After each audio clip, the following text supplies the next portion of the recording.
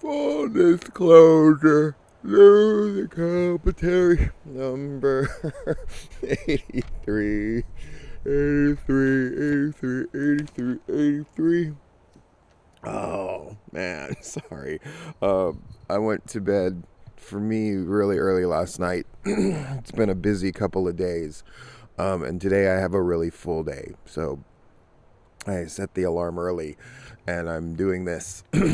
Full disclosure is normally a Monday thing, or at least it has been for the past few months. I've been really good about getting them out on time, but between doing all those Trump and Biden videos, by the way, the final match came out today. I'm also going to compile them so you can just watch them straight 1 through 7 because people have asked me to do that. And so then I'll put that out soon. But I wanted to get full disclosure done. It's gorgeous here. This display isn't for me to brag.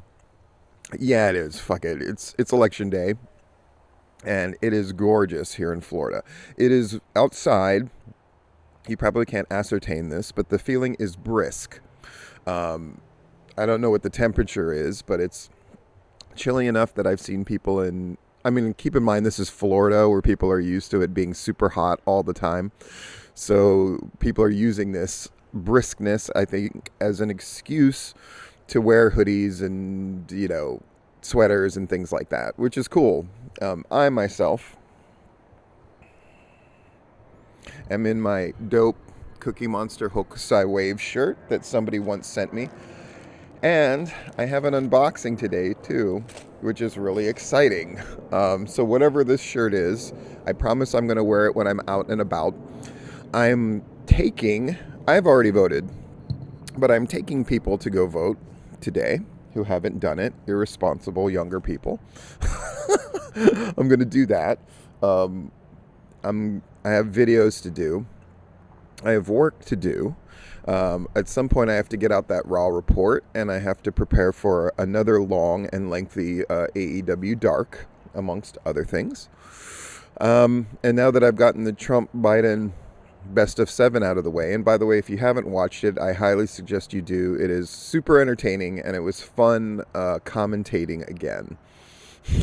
The commentary is absolutely ridiculous. And a number of people have reached out to me about the Georgia Wrestling Awards, who I have not ever talked to previously, and that's been incredibly exciting. Some of the videos I'm planning this week are because ICW is coming here to Florida. They have shows on November 13th, and they have one in Newport Richey the weekend of November 13th. They have one in Newport Richey, and they have one in Tampa. And I'm going to do a report because I'm planning on going to both of them, hopefully with a good friend of mine who will make the drive to come down for these. But yeah, and I'm going to try to line up somebody. And by the way, all kinds of stuff going on. Sorry, I'm getting ahead of myself. I get excited when I do these full disclosures, as you know, and start talking. If you hear background noise, it's because, people live here and they're walking around. So Patreon. Thanks to Dan and Dee and Derek and Diana. I put all the D's together. Right? Brett, Brian, put the B's together. Justin, Rob, Rod, Larry, not that one, but the other one. And then, of course, the 2 Big Daddies. We used to have 3, now we got 2. I ain't mad. I appreciate them very much. Eric the World Walker and the OG Myron. Very thrilled about that. So videos. I'm going to do videos now that wrestling is back in full swing, and I thought Nick and Myron on Tapped Out had a really good thing about this, how it just feels like wrestling is back, and it's really great. I'm going to go back to doing Platinum Show investigations and do a little preview of going to these ICW shows. Speaking of which, one of the guys who helps them out a lot, Ron Niemi, who, if you don't know that name, you probably should. He's here in Florida. He's based out of Tampa, I believe. And he's just a mover and shaker in wrestling, and he's been around for decades. And he's a guy that when I got here to Florida, I would go to shows all the time. And he's somebody I would see at these shows, helping out WWN, helping out just about everybody. Really good guy. And I'm having lunch with him today. So I'm excited. It's part of the reason I got up so bleeding early, is so I could get everything done and still meet him for lunch. I'm excited about that. I don't know what Ron and I'll do. We'll just hang out and talk shop, I guess. I don't know. I'm excited. Clearwater, for perspective, which is like Scientology Central, is pretty close to Tampa. It's probably like 15, 20 minutes away. So I was going to check this morning how far away the place we were going to go for lunch is. I guess I could still do that. Tipping Point tonight. We're having a special edition of Tipping Point. This would normally be our week off since we go every other week. But I wanted to do something for Tracy Smothers. Just because I think it's appropriate. I think Tipping Point in Georgia wrestling history are sort of the focal points for these kind of things. And so we're having a thing about Tracy Smothers. Larry's going to be running the board and chiming in, but it's going to be Todd and I kind of hosting this thing and just talking about Tracy Smothers. But Larry just texted me and let me know that there's a chance, and of course you can't quote us on this, but that he can get Dr. Tom Pritchard as well, which is really cool. Again, I just want to say this in case you've missed this memo, that Larry does so much, and he's kind of the hub of everything going on as far as Georgia wrestling, Southeast in general, but Georgia wrestling and reporting on it and making sure stuff's covered. I think there's a part of Larry that wasn't sure if we should do the Tracy Smothers thing because he was just like, I don't know if we're going to contribute anything to the conversation.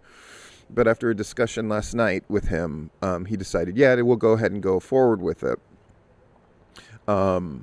Which is to his credit. He wants to make sure that we're contributing to the scene at large and adding to the conversation and not just making noise. And again, when you have a guy with that kind of integrity who cares about wrestling in general, Georgia wrestling specifically, we have to realize how lucky we are. And of course, he's the main part of the platform that I get to have, which I'm really excited to have. If you can't tell, I was cranking out videos and being inspired, and Larry's just a big part of that. And I know that people like Rob Rod appreciate it, and Nick and Myron, and a bunch of the guys. But you got to realize, like, dude, Larry Goodman, he's the fucking best. So, all right. So, siren. It's going to be a crazy day, right? But just know, I am here. Let's do this unboxing, and then we'll get to the news. What is our commentary about? Our commentary is about the idea of punching up or punching down, how it applies to comedy, but really applies to pro wrestling, and then how you should incorporate it in your life so you can be the baby face in your own life that you want to be. Unboxing. I may not put this shirt on right away because I'm about to jump in the hot tub after this and then take a shower, and I want to wear this shirt super fresh. Hopefully it's not something completely totally offensive, but it is what it is. I've always said, you send it to me. All right, we're gonna unbox it and refer. Ooh, that new shirt smell. When you get shirts, for those of you who don't know this, especially from places like Ripped Apparel, they put a little bit of like vinegar in, I think, to preserve it. And there's just a distinct smell that you get. I wouldn't say it's the most pleasant smell, but for me, it's Pavlovian because it means to me, I'm getting a new shirt. I get excited. So that smell hits me, and you can see I'm like, woohoo. All right. 1, 2, 3. What is that? Ming the Merciless. Oh my God. What does it say? What does it say? Ming Wars, Evil Empire of Mongo.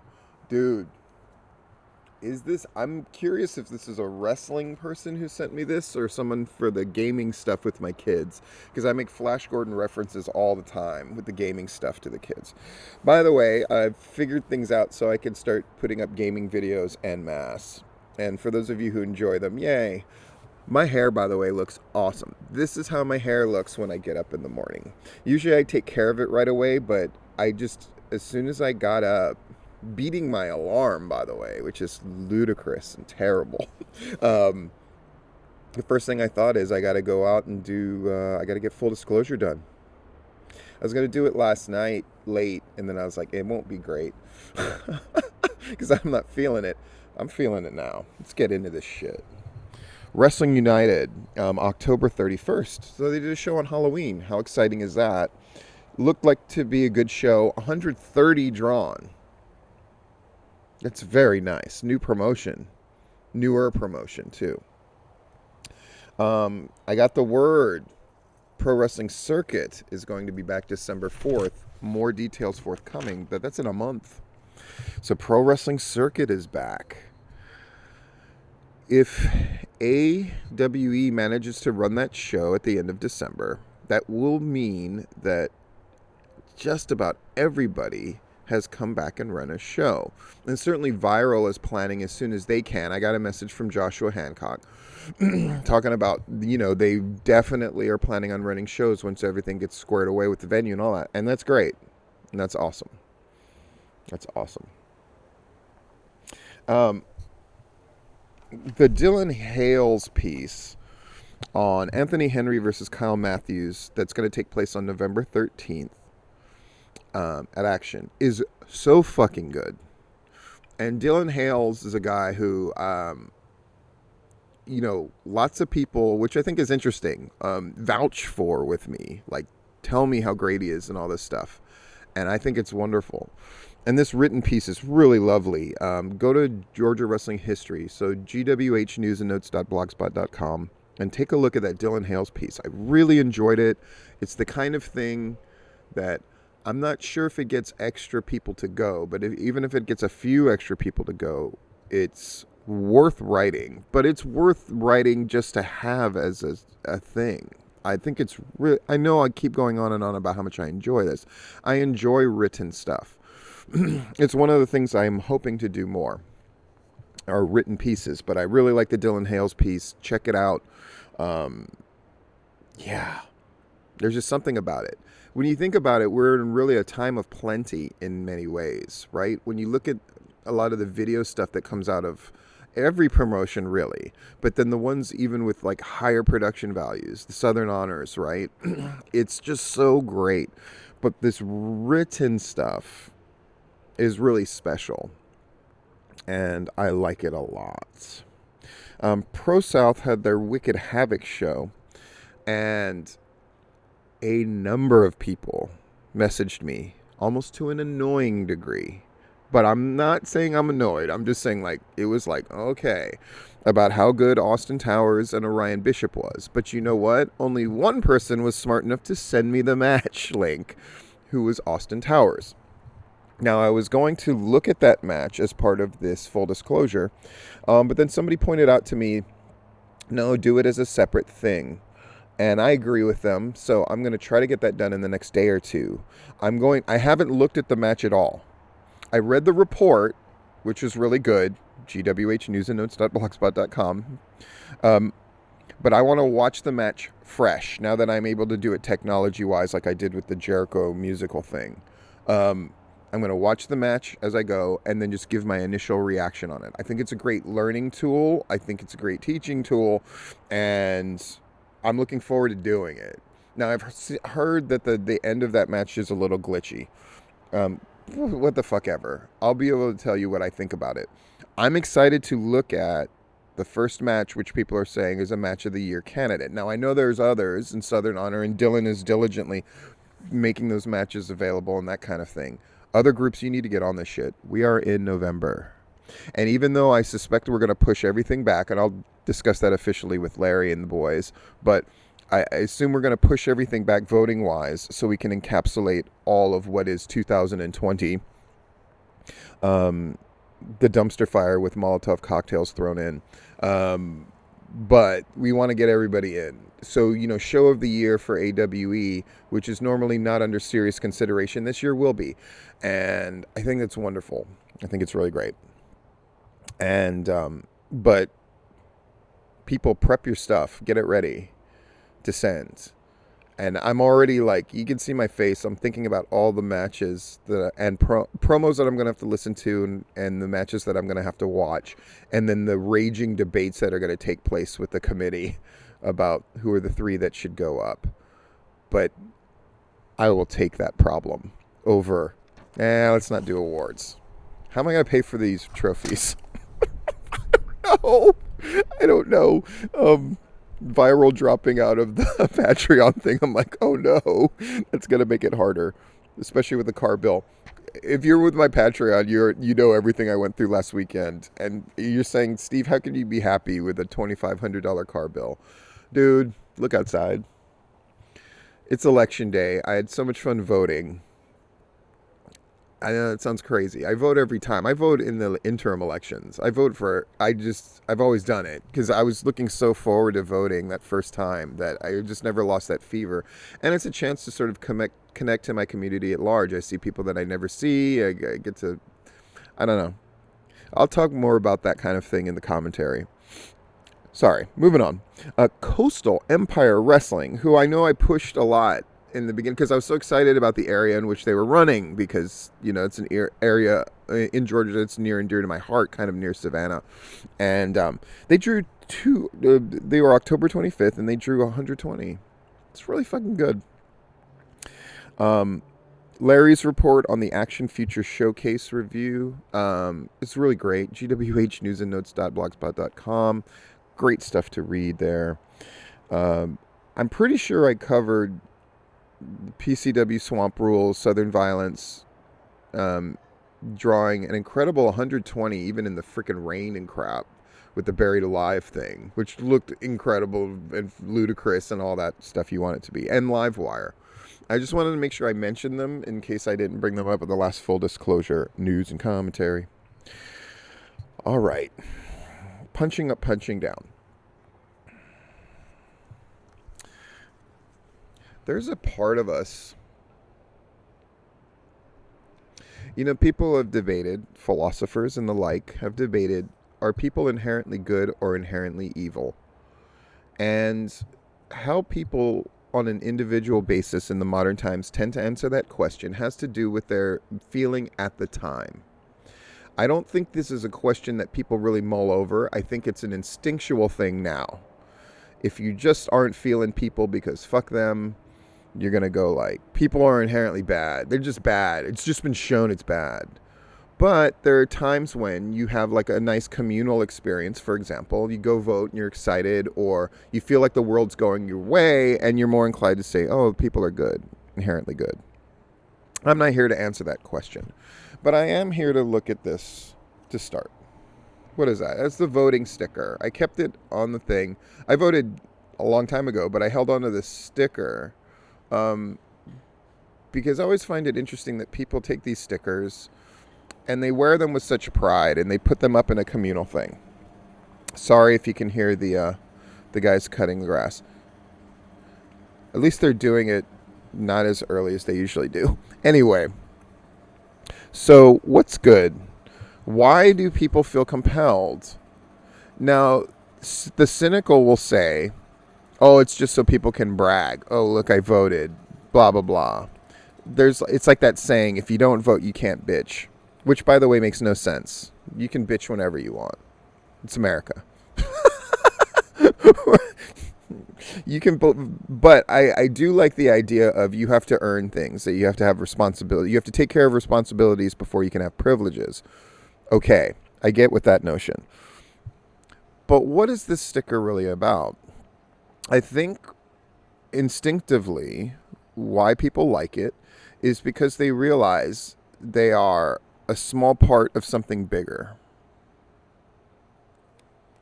That in essence, by having their voice heard, such as it is, and we can get into this debate about how effective is voting and does it really matter and blah, blah, blah. But I'm talking about the feeling that people have that spur them to wear these things with pride. And by the way, to all the women who go topless and then put these things on your nipples, really, you're wonderful. And I adore you and I love you. And I think it's gorgeous. And please, male wrestlers in Georgia, don't feel inspired by what I've said and jokingly put it over your man boobs. But there's this notion of punching up, punching down. Are you familiar what it is? You may be. If not, or even if you are, I'm going to explain it here. In comedy, there's this idea of punching up and punching down. And you can usually measure whether joking is effective by whether you're punching up or punching down.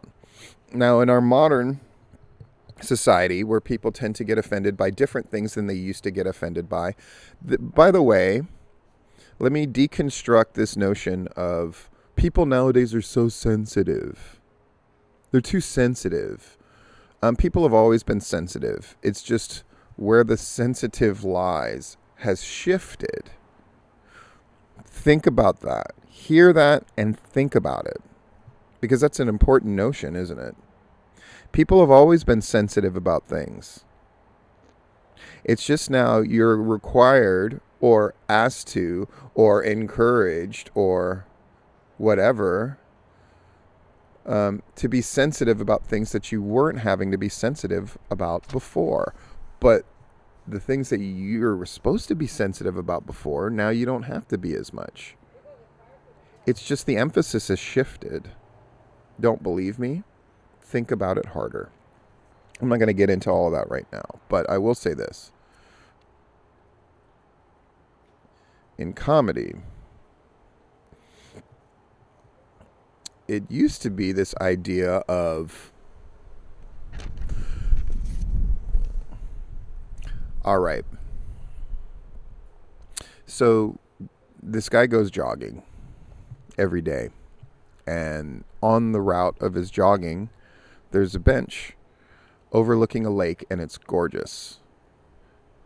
And then there's a woman there crying, and she has no arms and no legs. And so the guy sees her crying, and he feels very bad. So he stops jogging, and he sits next to her, and he goes like, "I'm sorry, what's wrong? Do you need help?" And she just goes like, "No, it's just, every day the people that take care of me, they just drop me here. And then they'll come and get me later. It's not like I'm abandoned. It's just, I feel like they don't want to take care of me and they don't really want to be around me. And I'm just stuck here." And I was thinking about how nobody will ever hug me and mean it.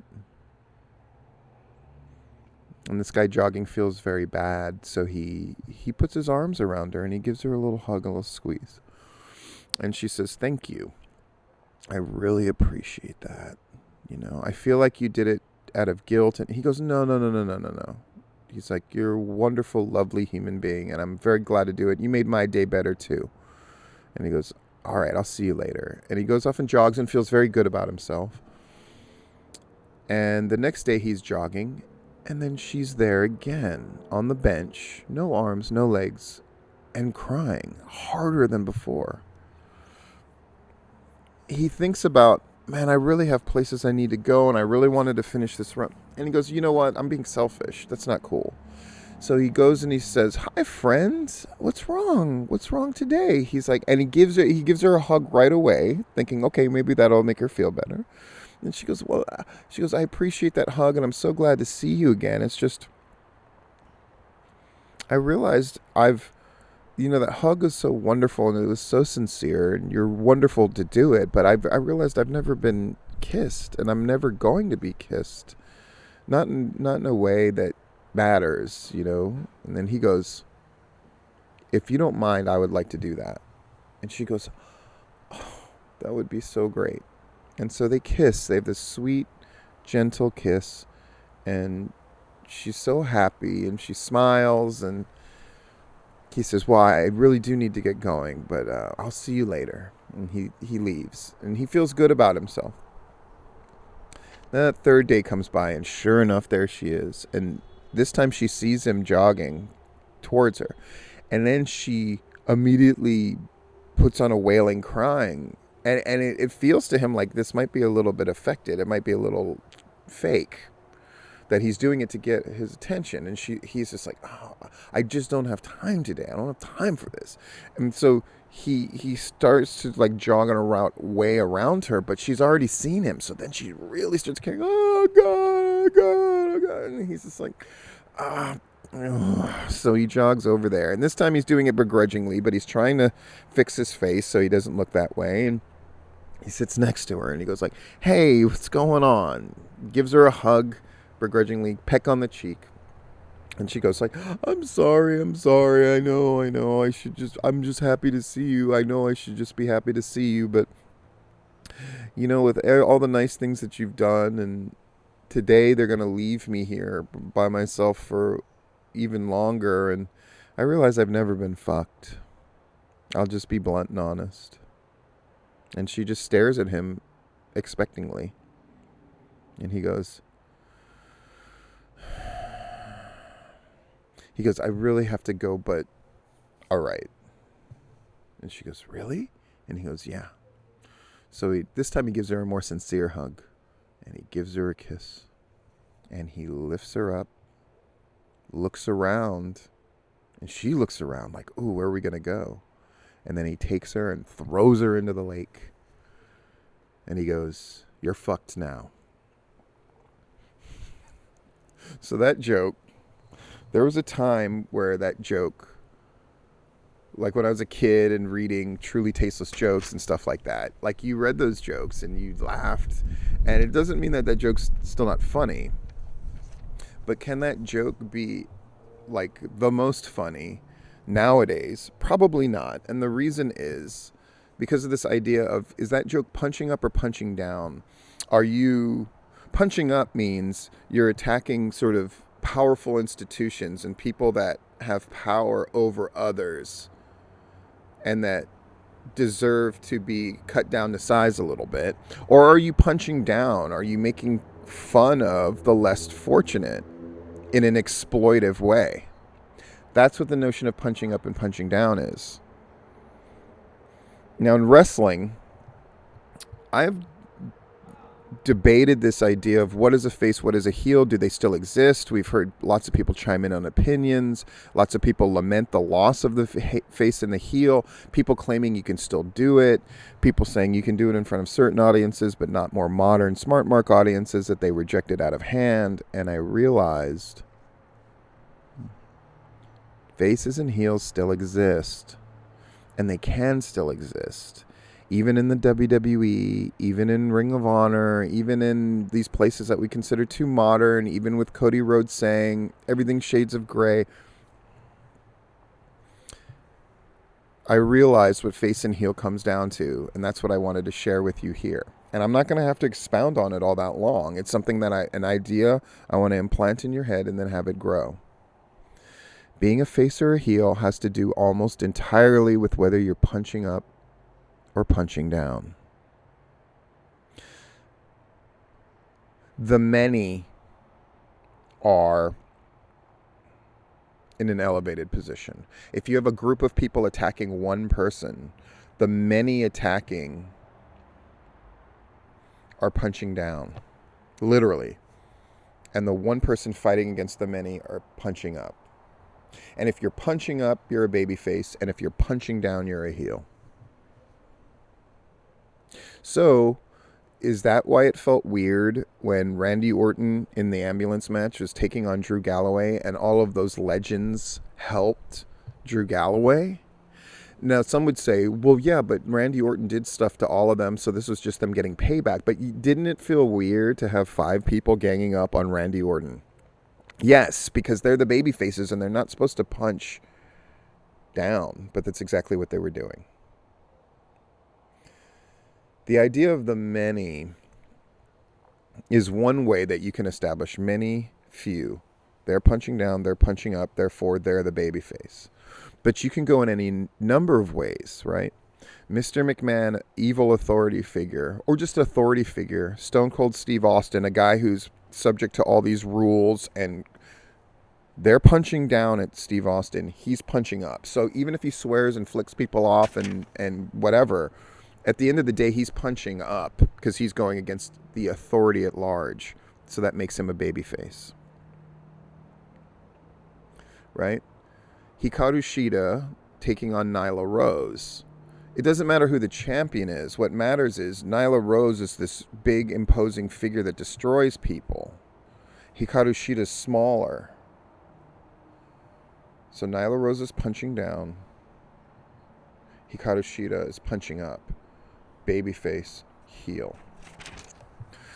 But you're saying, but Steve, like Hulk Hogan, who was at his height in the WWF, the ultimate babyface, was often bigger than his opponents. One, they did their damnedest to find bigger, stronger opponents. And then when there was an opponent that was not as physically imposing as Hulk Hogan, they would attack Hogan. They were willing to do anything to win and injure Hogan and put Hogan in a position where he was in a de-elevated position and having to punch up. They went through great pains to do this. Right? To betray a friend is punching down. To betray somebody's trust is punching down. To rise above the betrayal is punching up. If you look at wrestling in general, specific angles, specific matchups, and individuals, are they punching up or are they punching down? And if you want to know how can I increase my babyfaceness or heelness, it's probably just a matter of elevating your position or punching down in a way that's terrible to be a heel, or finding ways to valiantly fight, never say die against increasingly impressive odds to create this notion of punching up. You can also look at this in terms of people's behavior. It's why at one point, and I love using him as an example because, again, he makes such big choices, and often the choices are really stupid. And so they're great as learning examples in Gary Lamb. Now, often his choices are really great, but often they're really bad. So, you know, when he's feuding with the show across town, when they were actually running a show and they were sort of equally going at it, it felt like a rivalry. But at the point at which they weren't doing as well, and Gary Lamb continues to harp on them, it feels like he's punching down, and it makes him look like an asshole. Now, he would say, I want to look like an asshole and a heel, but it didn't serve him. It certainly didn't serve his constituency, and at the end of the day, it didn't contribute. That's a heel move, to punch down. And when guys who are in a position, and all these people who say, like, I like being heel or whatever, in just everyday life, that means they're probably punching down in their dickheads. And even when you look at politics at large, especially on certain issues, and I'm not asking you to do mental gymnastics to sort of favor your guy to argue that they're punching up. Be real. Because it's one of those lenses you can look through that helps you cut away a lot of bullshit, including your own bullshit. Are you punching up or are you punching down? Are you fighting for noble ventures, or are you merely scapegoating and making enemies out of people who aren't really your enemies in order to feel like you're winning? Are you punching down or punching up in your life? If you're the asshole that just gossips and feels the need to belittle people who have very little, you're punching down.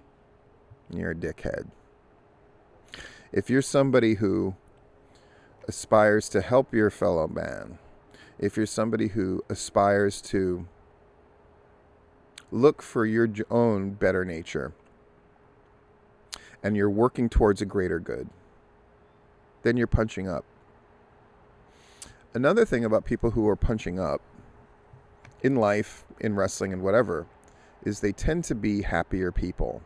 Because even though they've taken on sort of a yeoman's task, there is a definite sense of accomplishment you get when you're moving your way up the hill and fighting, as opposed to having a superior position and using it as a way of knocking people down.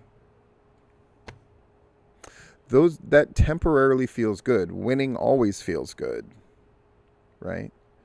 But the level of your competition that you're beating has a lot to do with your long-term development, improvement, and overall feeling of satisfaction. So wrestling groups out there that are still feeling the need to, whether it's promoters and bookers who love to derisively talk about the boys, you're punching down, you're a dickhead.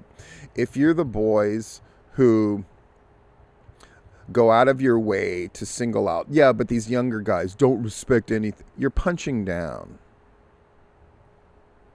If what you're constantly looking for is the next level down to say talk shit about in order to feel better about yourself, then you're somebody who always punches down. Even if you're someone who gives advice, myself included, but you give advice, but you do it in a patronizing way in order to say, like, yeah, you dickheads are doing it wrong. If that's the everything that seems to be fueled by what you're saying, then you're punching down, at least in your own mind, and you're a dickhead. So do us all a favor. Start finding ways to punch up, and start recognizing who's punching up and punching down. Because once we're all doing that, once we're all punching up and really affecting and making change instead of punching down, you want the definition of bullying? The easy definition of bullying is the people who are punching down are bully assholes, and the people who are punching up are fighting back. Which one are you going to be? This has been Full Disclosure.